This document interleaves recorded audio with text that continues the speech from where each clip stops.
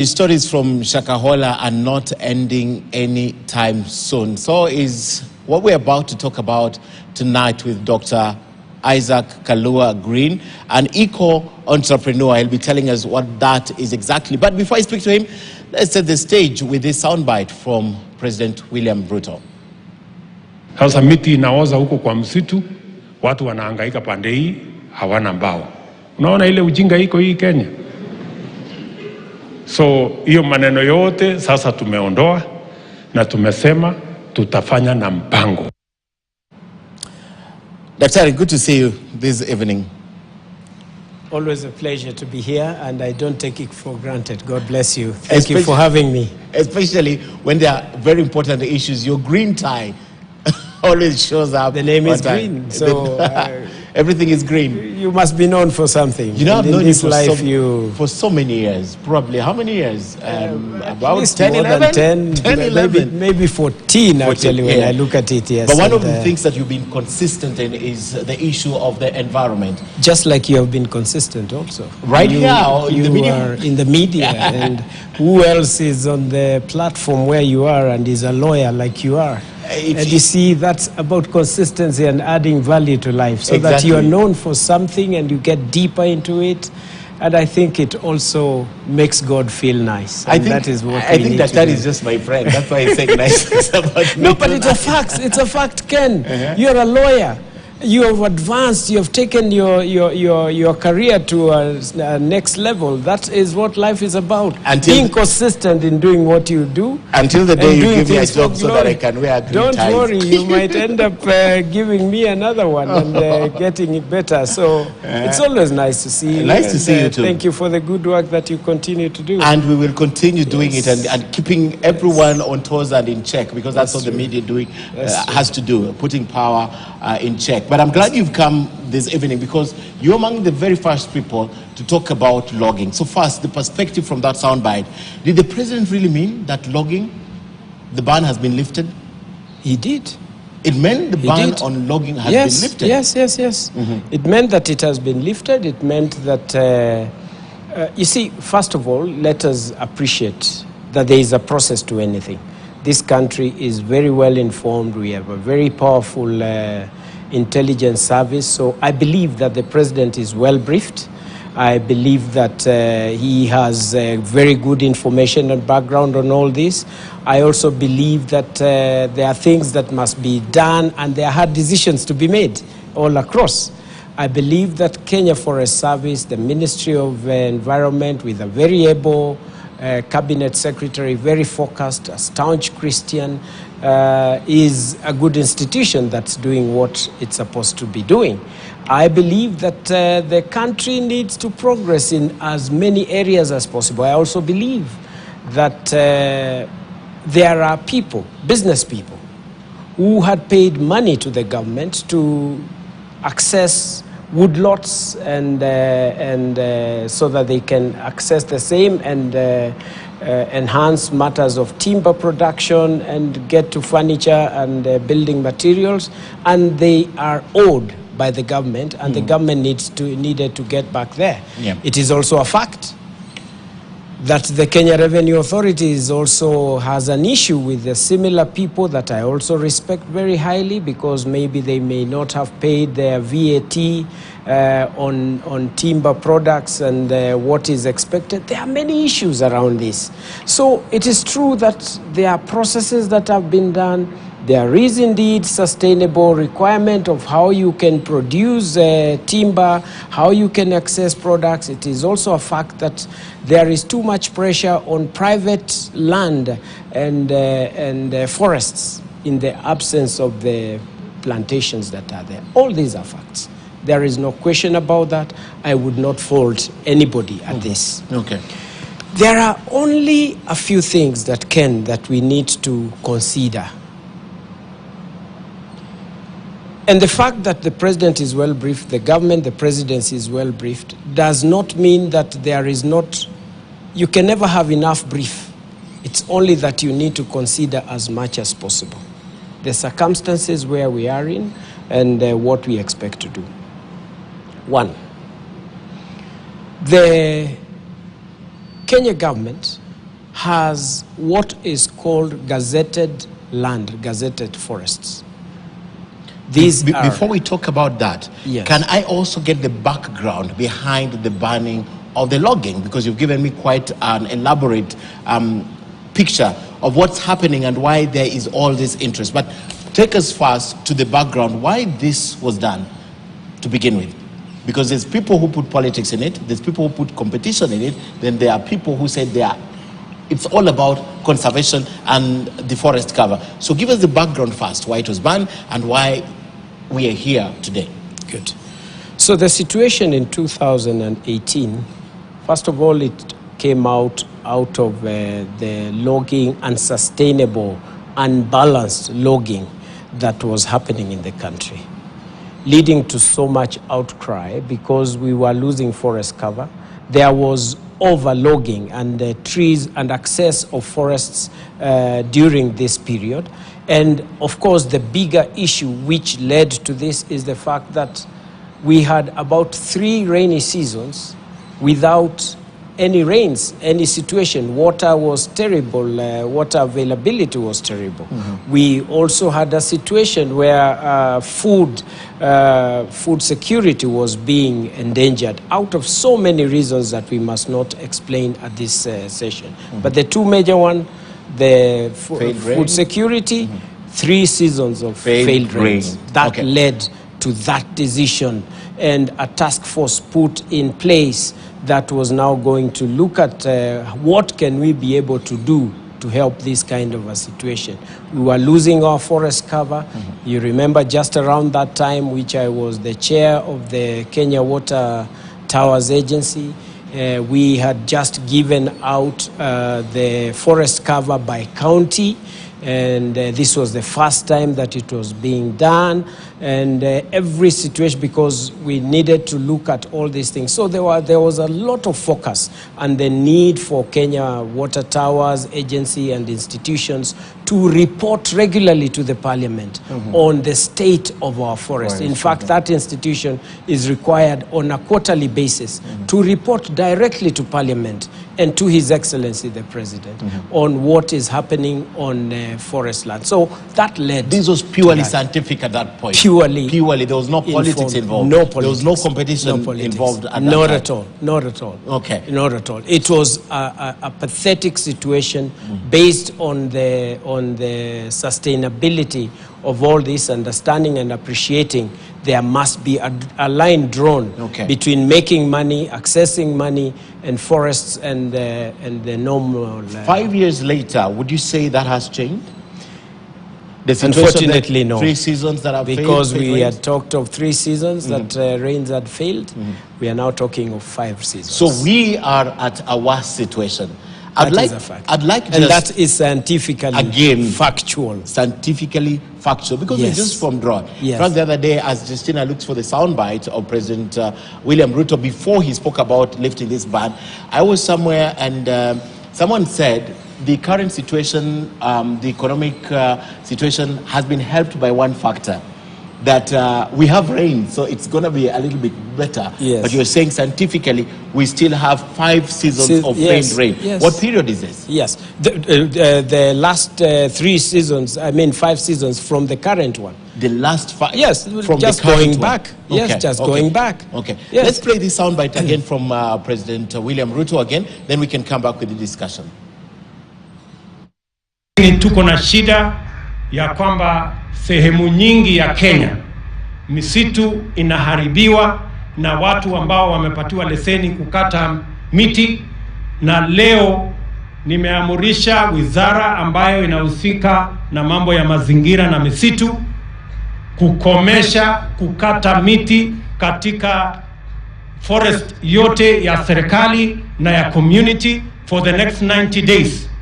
We must stop all cutting of trees in all our forests, both state forests and community forests.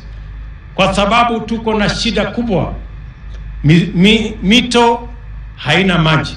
Tumekuwa na shida miaka 3, hatujakuwa na mvua ya kutosha.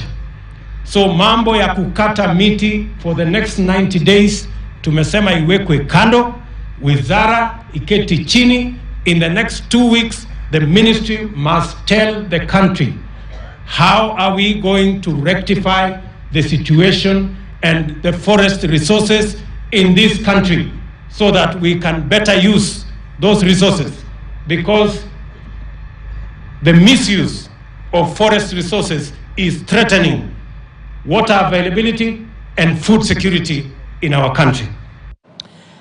That statement, Dr. Green, gave a lot of hope to Kenyans, especially in the face of the scientific facts that you're talking about. And you can't argue with science sometimes. But where we are today, that period lapsed, and now we're back to the forest. Before, again, you talk about that, tell me what is likely to happen if the forest is opened up for logging? What is likely to happen? I think that's a very important picture. More drought. Less water, danger to our food security. Farmers in this country will continue to harvest less, however much fertilizer we put in our farms. There will be less water. Drought is expected. These are obvious. You can't argue with that. And you think the president, with his position and the advisors, is not aware of that when this ban is being lifted? First of all, don't make me feel like I'm talking to the president, because there are statements that he has made. You may appreciate that he himself is an environmentalist, he's an ecologist. And a farmer. Yes. Yes.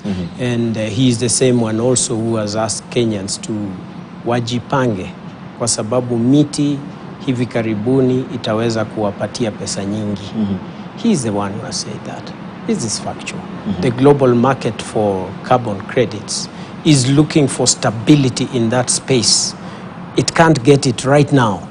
It is only trading on energy projects and not forest related materials because of the political instability in most parts of the world. So first of all, I believe that he is very well informed. Remember, I started by saying that there is a National Intelligence Service, there is everything else that surrounds that information. I want us to be very keen and careful, particularly on matters of environment. I talked previously about the amount of money that traders in the timber sector, that I hold in very high esteem, because every business must be held in high esteem, have paid money to the government. The government owes them trees. There is extreme pressure, extreme. I mean, on the government yes, to pay back that money or give forest materials in form of trees. But at what expense anyway? And you see, I want us first of all to appreciate leadership. Yeah. Ken, is not easy. It doesn't matter which president sits in power. Decisions are very hard to make under the people who have elected you, people who expect favors from the government, people who expect to be repaid out of what they have done. In this kind of a situation, first of all, to see our beloved president making words that are so heavy inside a church, using a language that is so strong inside a church, it tells you that there is much more than actually meets the eye, and we must appreciate this. There is too much force for people to get all this. There is also too much force from Kenya Revenue Authority. The other day I was following on an issue that I got to know that KRA is pushing Kenya Forest Service to get everybody who pays for forest materials to pay VAT, because they have not been paid over the years. Over the years. They are not charged. That's a lot of public money. Forest material. What do you mean when you say forest material? We're talking of timber. We are talking of so much materials that come from there. From the forest. Yes. Okay. And that's a lot of money that has been. And Google today, billionaires out of charcoal burning. This person made money, became billionaire because of selling forest material like charcoal and all that. Actually, it should not be a surprise, because it is billions. Forests has got so much value in this country. I mean, the alternatives and forest material, actually, as established by the Kenya Forestry Research Institute, or KEFRI, Kenya Forestry Research Institute, is that there is 118 to 117 or 117 or 115 billion US dollars of forest materials that is available in this country annually, US dollars. And we need to start thinking, because the biggest thing that we need to first start thinking, accessing all this, is how much money can the communities surrounding forests be educated to approach? One product, Ken, honey, 8.58 billion US dollars globally. And it is going to grow by more than 5%. This is information that is in public. How are we educating people to understand, as opposed to taking pressure of people who have paid and showing them the alternative? How much more money is there, mushroom growing, that can change the lives of the people surrounding the forests and in those regions? Billions of US dollars globally. Are we pushing these people to understand that? Let's get back to what I was trying to bring out to you, so that we can bring all this picture into perspective. The area that is forested in our country is 2%. Gazetted forest cover. Gazetted forest cover. Okay. The area under Kenya Wildlife, totally based on our forest cover, is about 8% in total cover. So Kenya Forest Service and Kenya Wildlife Service equals to 10% of forest cover, their regions. Now, let's turn back to the 2% of forest, Kenya Wildlife Service, Kenya Forest Service. Yes. Out of this 2%, there is still land that is not forested within that land. But of it's indicated as. Yes, it's indicated because it's cleared. Some of the areas, the fence is not known where it reaches. Some of the areas, it goes beyond places where trees were cut and they were never forested. Other areas have since been invaded by people, and they are living in there. Animals are out there. So the 2%, first of all, is not fully forested. 2%, yes. 2% of the 2% is what is called plantation forest. 2% of the 2% of the forest cover. That is why there is the indigenous. What we are talking about logging is not in the indigenous forest. It's in the plantation forest. I'll give you an example. In Shimba Hills, there is a double gazettement of a plantation forest and land of Kenya Wildlife Service. Since the plantation was done, it has never been harvested, because there has always been a war between Kenya Wildlife Service and Kenya Forest Service. You cut these trees, you're killing our animals, because this has since become the habitat of our forest, of our animals. And therefore it's protected, it keeps surviving out of the war of the two institutions. What has happened out of that? Because it is not cut, there is more water in that place on Shimba Hills. People are having more water in the Coast Province because of that fluke or that situation. Unintentional. But it is working. Yes.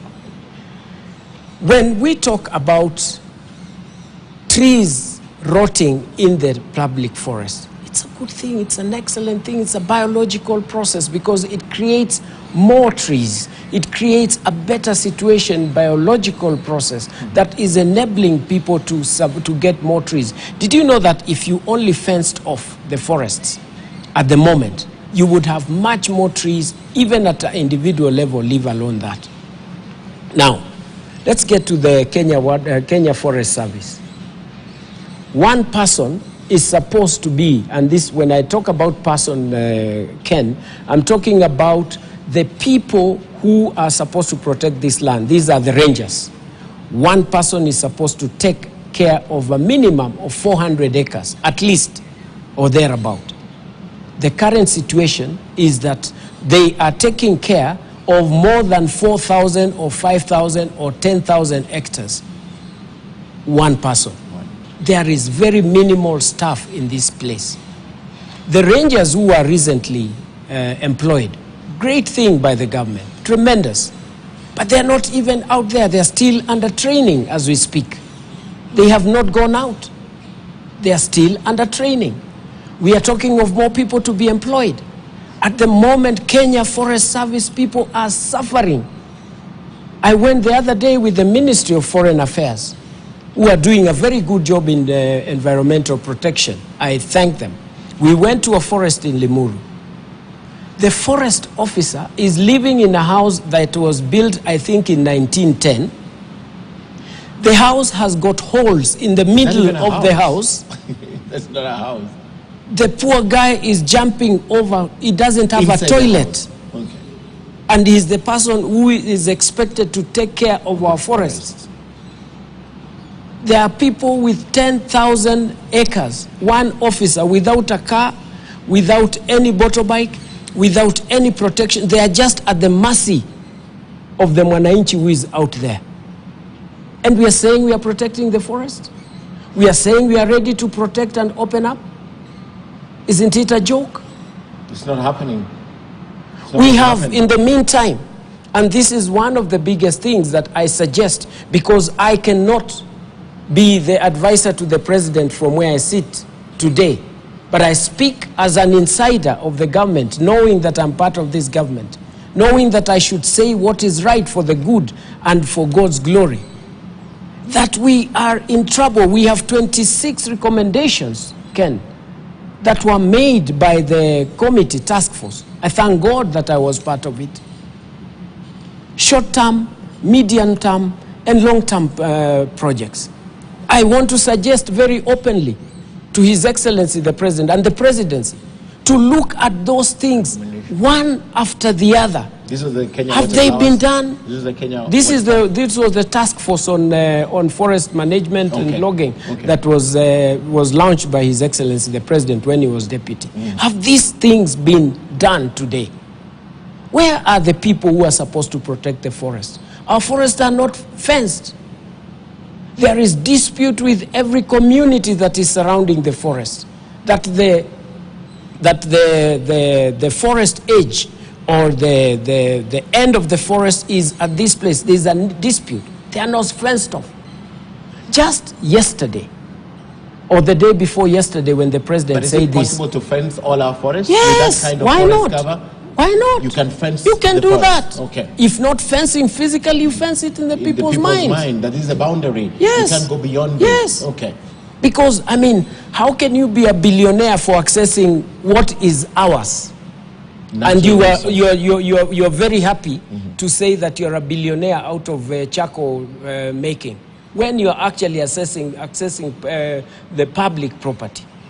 How can we protect our forests when we are not reporting and doing proper management programs and harvesting programs in the best way possible? How can we be led by traders and not the procedures that are very scientific? If in this country we have about 10 or 12% forest cover and we tree cover, and we have about 8% forest cover. These are facts that have been mentioned by the presidency. When we have countries in Africa that are over 50%, 60%, 70%, Congo is at 60%, we can import materials from Congo. Indeed, we have countries like Guinea-Bissau that have got 70% and even more. We can protect this. It's not must that this is the generation that must benefit out of the 2% of 2%. What was the original forest cover before we went to 8%? It has always been 2% in terms of our forest, the gazetted forests. We have been talking of 10%, which needs to be improved. It is the responsibility of every county to create resources that can be able to bring this out. We need to create it better to more than 60, 40%, or it's even possible? The 2032 to have it at 30% at that. But we can only do that by doing what is right. Not to be under pressure of politics, not to have the needs of Tamar to lead them to get people to deal with this. And I really salute Kenyans who are very supportive of this process. This is not politics. And if it is politics, then it should be the right politics, as I am putting it, because it's about lives of our people. Trees means oxygen. It means water. It means food security. We can never have a priority without dealing with the issues that lead to that protection in a way that it is. It's not a joking matter.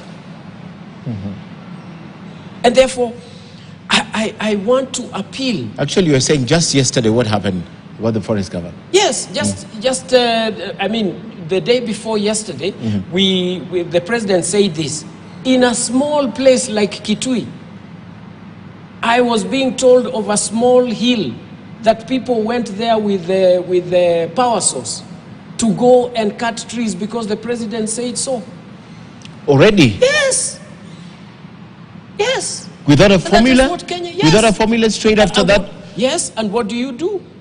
These are Kenyans. People are tired. They want to make money. They don't have food on the table. And if they can see trees here, why not? Can burn charcoal and sell. Of course, Kiambu legally has been given authority to do the logging, so I am told.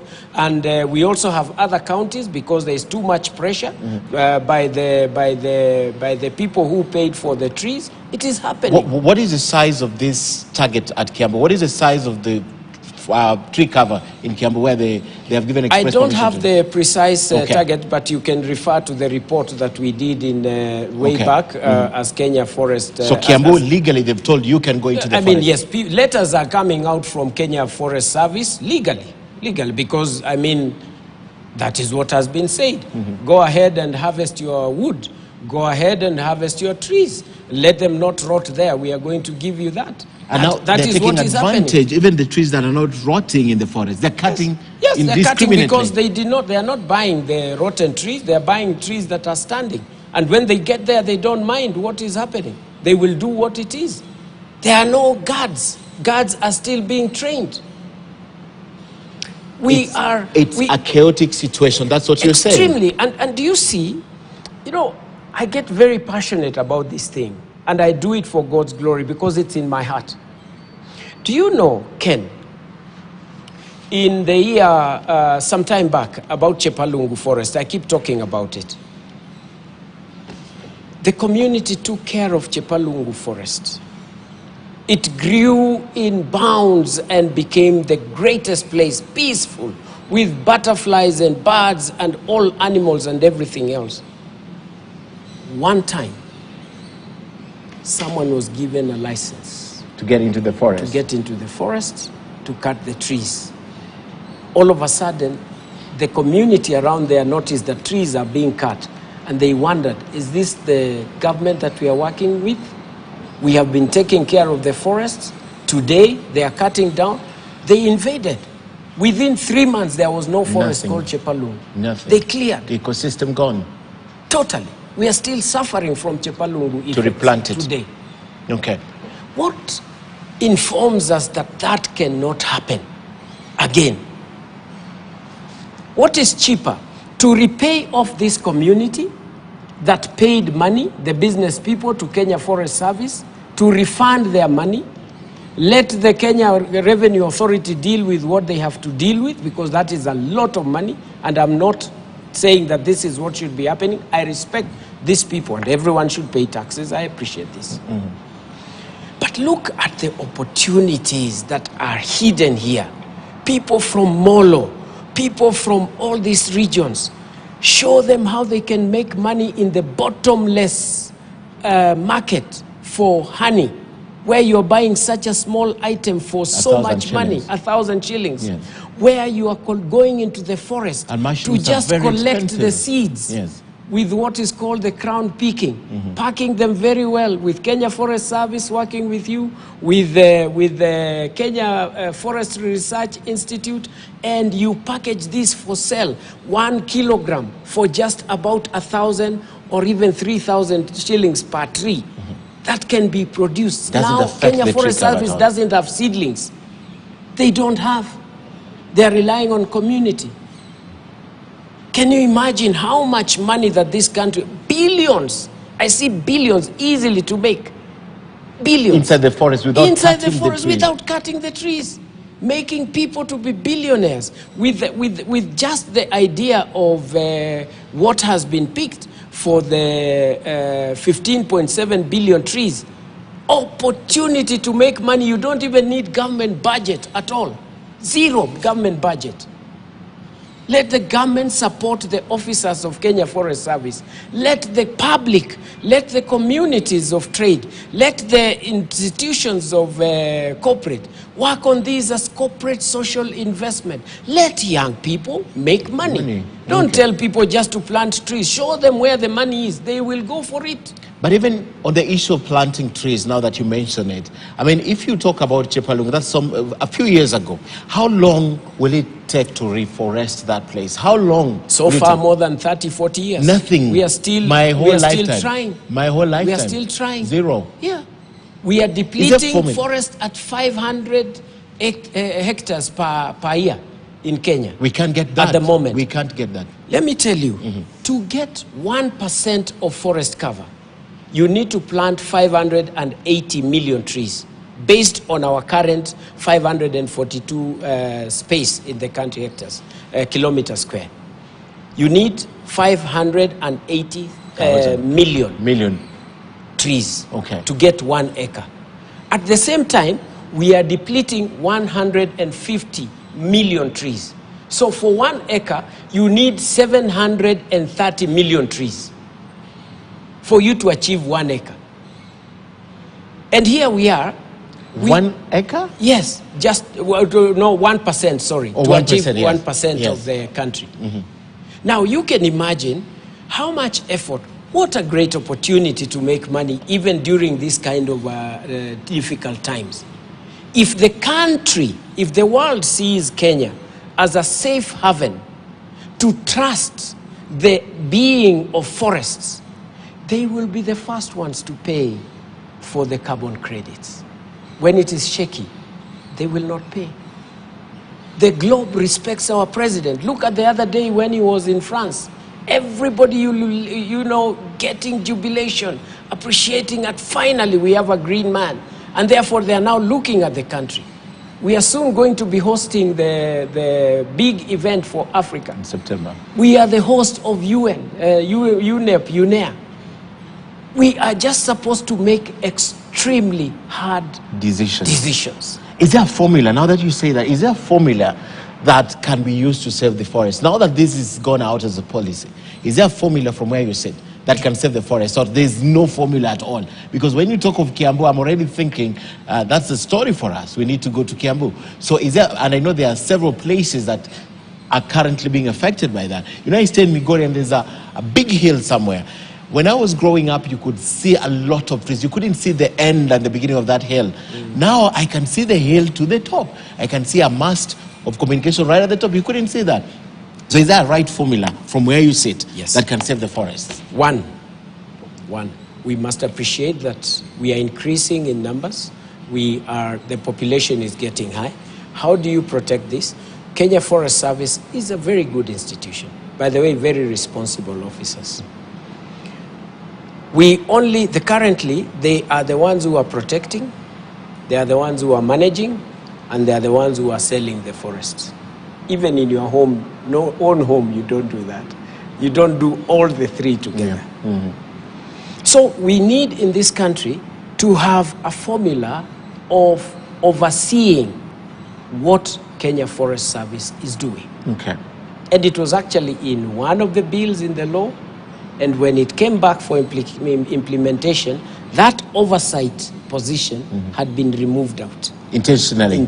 Because someone would have been seeing what someone is doing. Because we want charcoal sellers to be billionaires.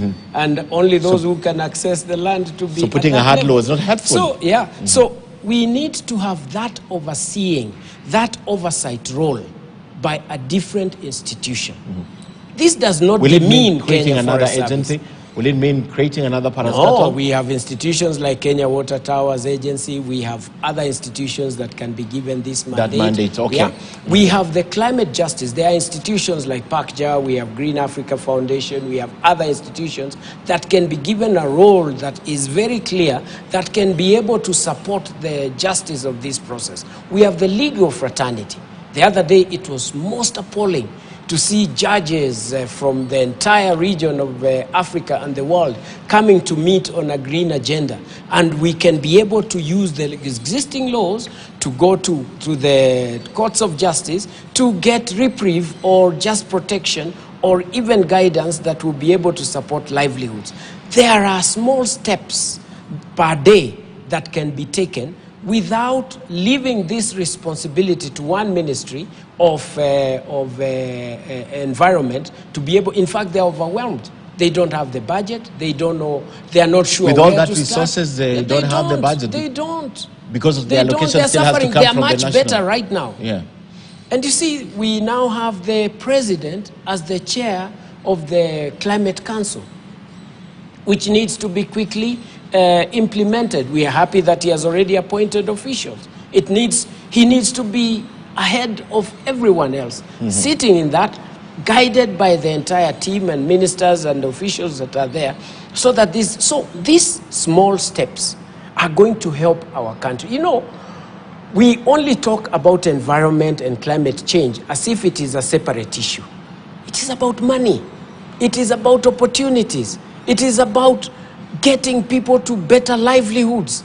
And this is what we must be able to instill on a daily basis. This is what you need to do in your small home. When I got into Kenya Water Towers then, we only had 5 water towers.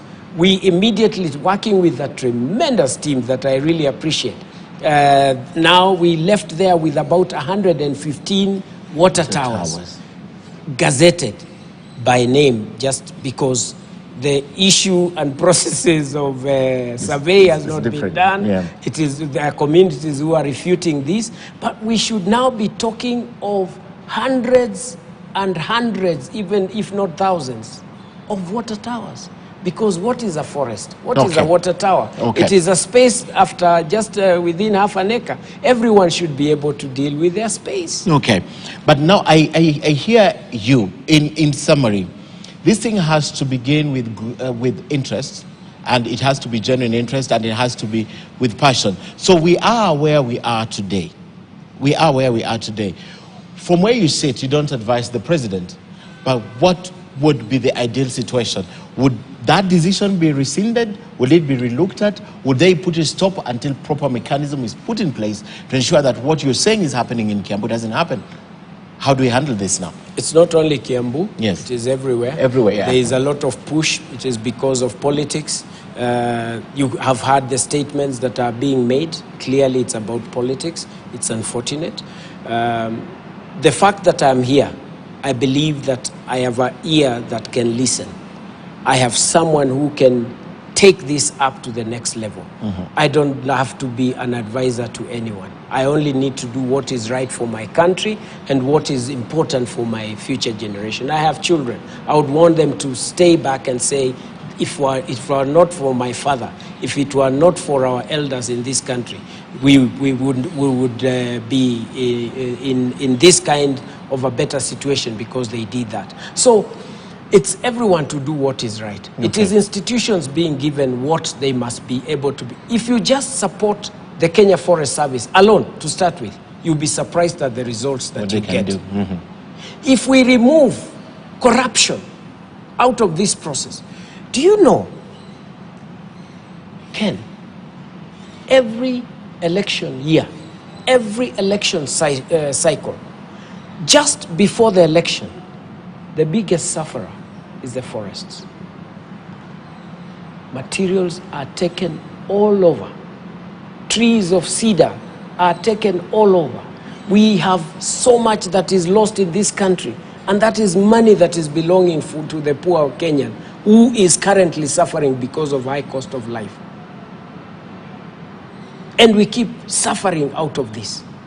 Every election, you talk about Mount Elgon is gone. You talk about the hills of Cherangani. You talk about all these places, they are gone. Just a small window that is opened to deal with a little bit of that tamaa that is expected to take care of this. When are we going to change our country? When?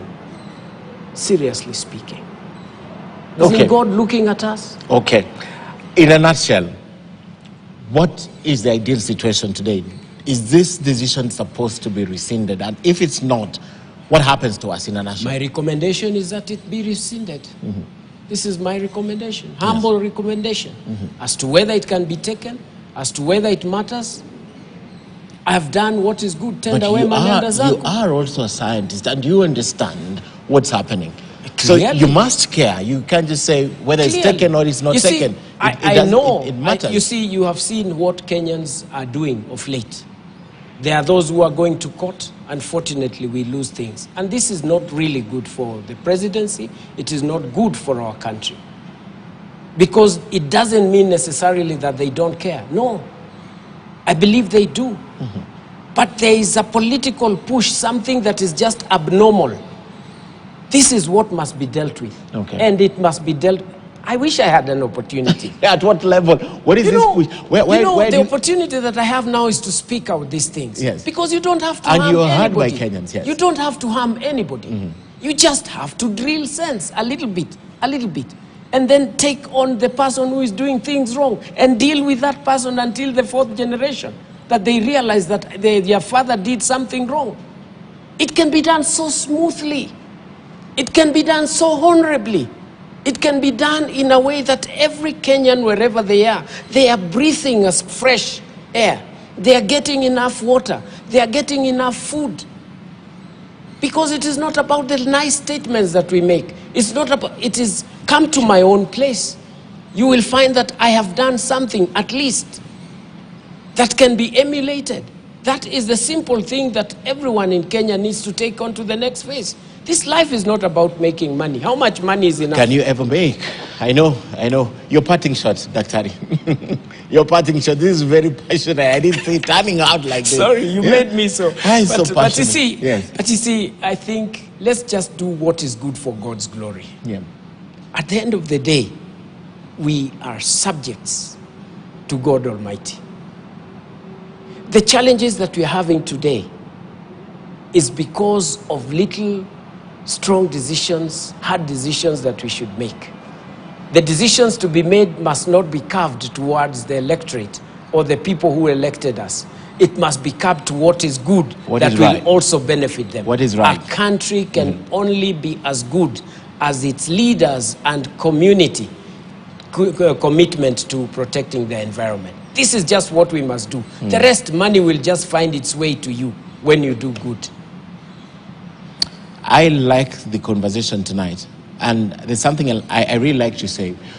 The environment doesn't owe us anything. We owe the environment. Yes. We owe our generation. Yes. Today morning as I let you go, I was just thinking, for example, the kind of decisions that have been made, not only by the judges, for example, and magistrates and all that, but even the leaders. Your fourth generation, from you, the fourth generation.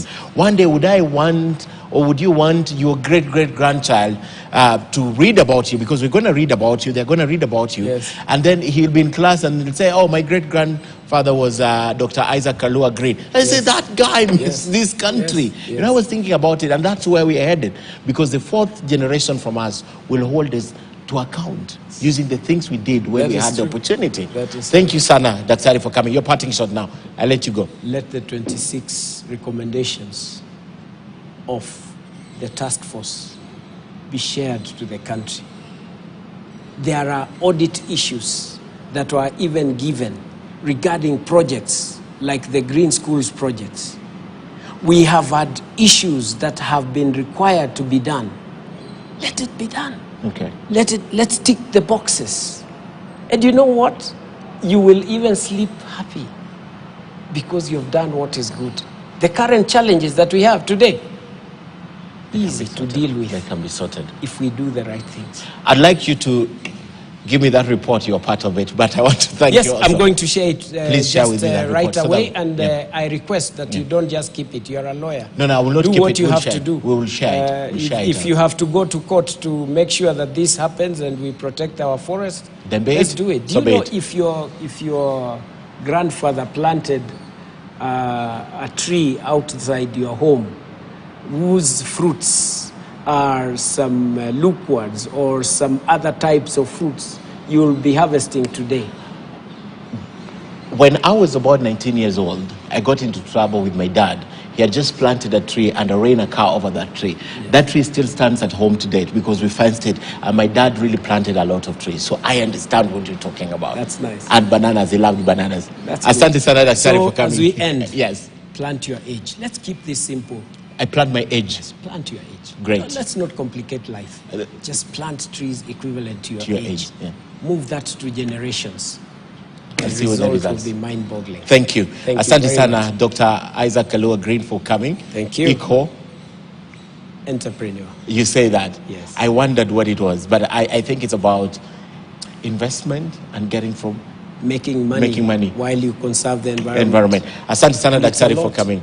It's a pleasure. This conversation continues. Let's see what happens. I'm looking forward to that report. And as I let him go, Workers Union, caucus, has threatened to take legal action against the county government of Nakuru. This follows the recruitment of new health workers at the county without advertising and conducting interviews for the positions. Now, the county government disregarded or disengaged the services of hundreds of previous health workers whose contracts ended last month. Now, the unions have maintained that their nationwide strike will commence on July 13th. Ken Geshuhi reports. Afya power.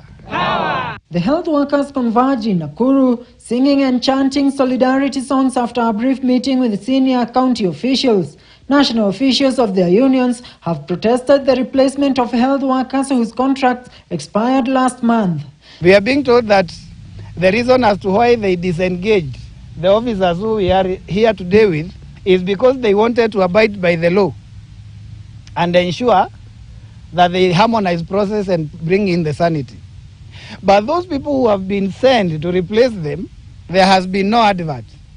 There has been no interview. Nakuru Governor Susan Kihika had indicated that it was not mandatory for the county government to renew contracts of the 538 health workers. She further noted that some of them were not recruited through the County Public Service Board. The county is not able to explain why they decided to pick person A and leave person B. There is no criteria. We have inquired whether there were disciplinary issues with the people who have been terminated, and we have been told there was none. And so you wonder how people are brought in. But we know how people are brought in. We know politicians have been sourcing for names, and those people are the people who have been put there to replace the others. We are losing skills. Wakati wa COVID, kila mtu aliambiwa akae kwao. Kila mtu alitipiwa nyumbani. Sasa ukiangalia every day utaona nurses, clinic officers are going. Why? Because we are not recognized nyumbani kwetu. The union leaders have issued a 7-day notice for the county to reinstate the workers' failure, to which they will move to court. We cannot continue to engage healthcare workers as casuals. Today you ask them to come to work, and then one day in an evening you send them home via WhatsApp message without any notice. This is someone who has worked for you for 5 years. The only consultants you have are those mature medics who had specialized before, who are remaining with only 10 to 20 years before they retire.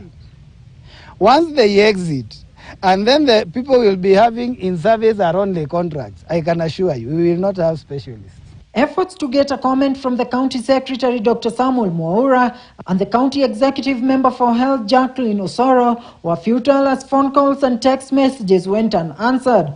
At the same time, the officials have maintained that their planned nationwide strike is still on. We gave the 60 days so that we could go on the table and we couldn't interrupt the services. But the government seems not to care about the citizens. They don't care whether you are going to get the service or not. And they have decided we can go on strike, and I can assure them we know how to do it. Ken Gashui, KTN News. Now, away from issues from the county of Nakuru, concerns have been raised over the increased cases of ringworms among pupils in the county of Kilifi. A spot check in several schools in Kilifi and Kwale County, KTN News has established that cases of ringworms is on the rise, with Kilifi County Commissioner promising to tackle the menace by employing new strategies. Tobias Chanji reports. The highly contagious fungal infection of the skin or scalp that leaves one with white ring-like patches. The parasite lives on the outer layer of the skin.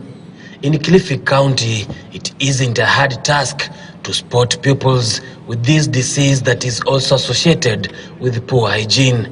Teachers are now concerned. Kwa mzazi kupata mtungi wa maji shilingi 70, halafu pengine msaidie mtoto wake kuoga, kumfulia nguo vizuri, wakati mwingine kwa changamoto. Ndipo tunakuta watoto, most of them are very dirty, wachafu. Ringworm is spread by skin-to-skin contact or by touching an infected person or contaminated surface. It is typically scaly and itchy, thus interfering with the concentration of learners. The disease can be treated, but according to education stakeholders, their rallying call is body hygiene. Na tunajaribu tu kuangalia tofauti. Kuna dispensary karibu hapa, lakini haina madawa kutosha.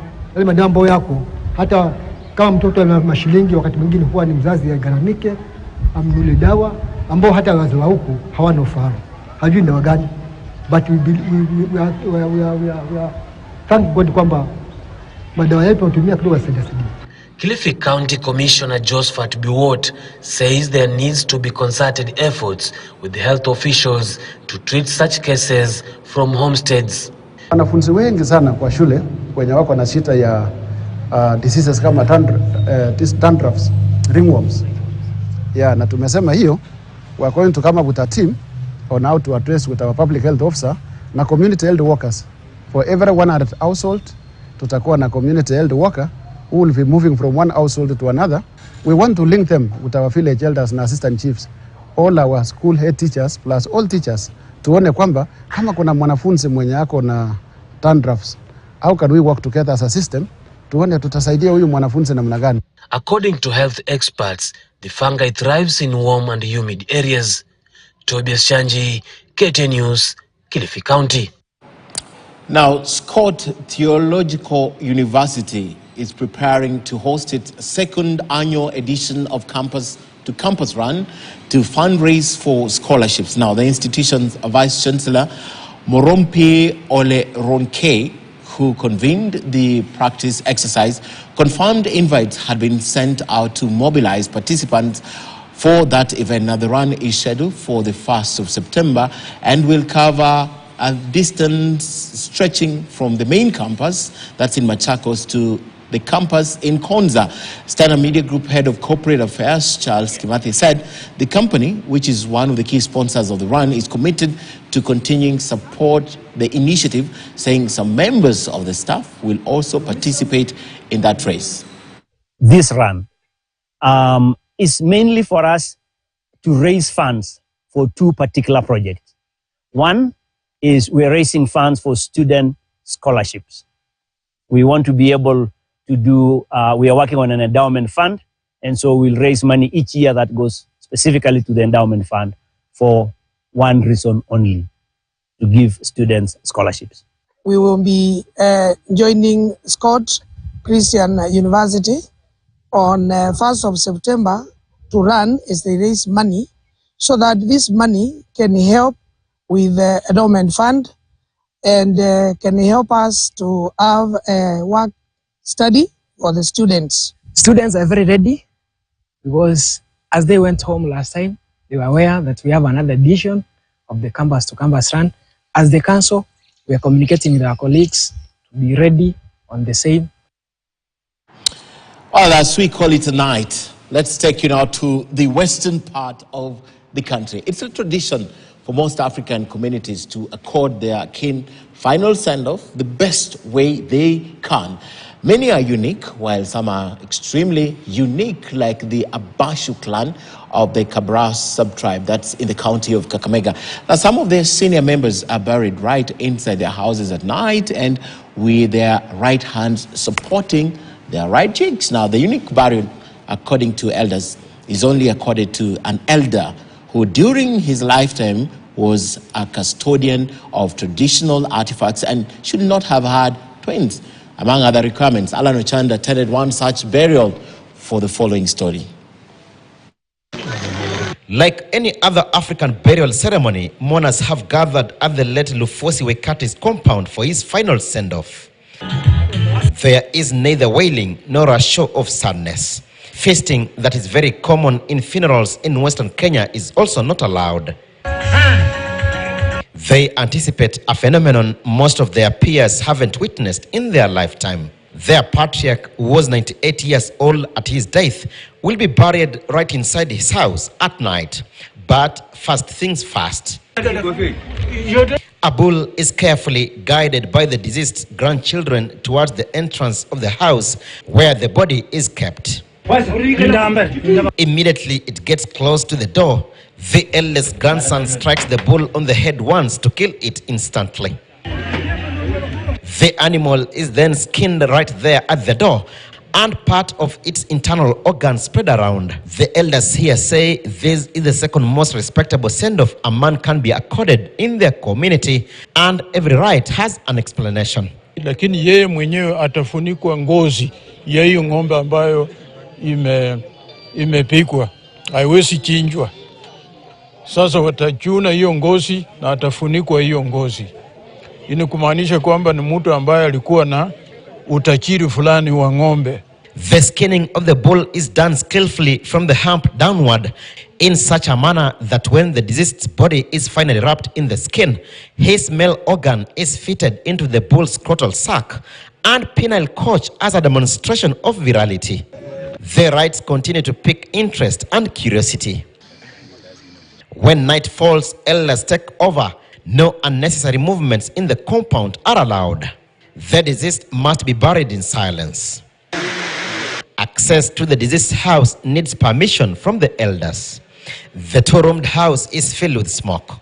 A group of more than 15 old men sit around a freshly dug grave. 4 of them sit on a bed at the edge of the grave, their backs against the half-covered body which is on the bed. It is 8 p.m. and we are right outside the house of 98-year-old Lufosi Wekati. Inside, the final rituals and the interment of his remains is being undertaken by the elders of this particular clan. It is a men-only affair. No woman or child is allowed in the house during the burial. After the burial, the deceased's family will continue to use the house. Haistahili hata watoto wadogo kumuona, na hata bibi yake hawezi kumuona wakati anapoteremshwa ndani ya shimo. Kwa sababu ya hata kama amelazwa yana amelala, akisikwa kama amelala, tamatuni ile inafanywa ile ng'ombe imepikwa na rungu, ikauawa, ikachinjwa kwa mlango wake mahali anasikwa. Ile ngozi ndio inafunikwa, iko na vile inafanywa ili afunikwe na hiyo ngozi hata uume wake vile wanafanya. Sasa hawataki watoto waone na wamama. Such a send-off is not just accorded to any member of the community. Certain conditions must have been met for one to be accorded such a send-off. Mtu ile ana qualify kusikwa kwa nyumba ni mtu aliye na umri kuanzia miaka 60 kwenda juu, lakini awe ni mtu ambaye hana ulemavu na amekuwa na vitu kama vya utamatuni ya mila zile amepewa na babu zake wa nyuma, lakini hasiwe ni mlemavu kwa vyovyote. Asiwe ni mtu ambaye ameua. Asiwe ni mtu ambaye ako na mkono, anatumia mkono wa kushoto. Asiwe ni mtu ambaye amesaa mabaja. Na asiwe mtu ambaye amewahi kuua mtu. Kukalishwa, kuchuchumaa, hiyo ni heshima ya juu zaidi. Na huyu ni heshima ya pili. Anafuata ule wa kuchuchumaa ndani ya kaburi. To wrap up the rites, the elders emerge from the house and one of them places a drum atop the roof slightly to the left of the door. The crowd comes back to life and mill around the house to catch a glimpse of the grave. The clan can now name their children after him. Alan Ochanda, KTN News.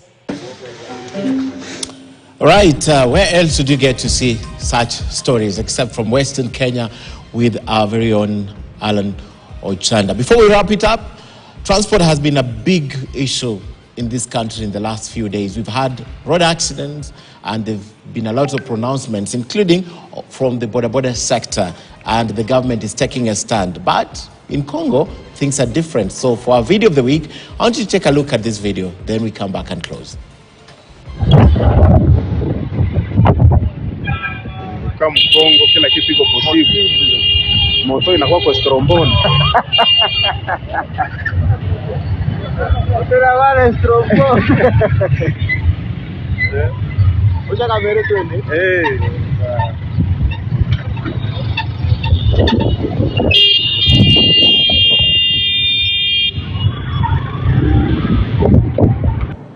The courage of the rider and the pillion passengers, is there even a pillion there anymore? Well, the courage of the rider and the 2 passengers on the charcoal. And it's also important because tonight we were talking about resources from the forest, and that's one of them. Congo forest has a 70% cover, forest cover. In fact, Congo is the only country I know in Africa that you have 2 time zones. So you go to Kinshasa and you want to come to Gisenyi in the border with Rwanda, and you fly across 2 time zones. It's very big across the Congo forest. There have been movies shot in the Congo forest, and that charcoal could have come from Congo forest. Thank you so much for watching News Hour tonight. My name is Ken Mijungu. On behalf of the whole team that have been here, that have made it a success, and Maresha Witi on sign language tonight, thank you so much for watching. We do this again next week, same place, same time, another great topic. Have a good night and God bless.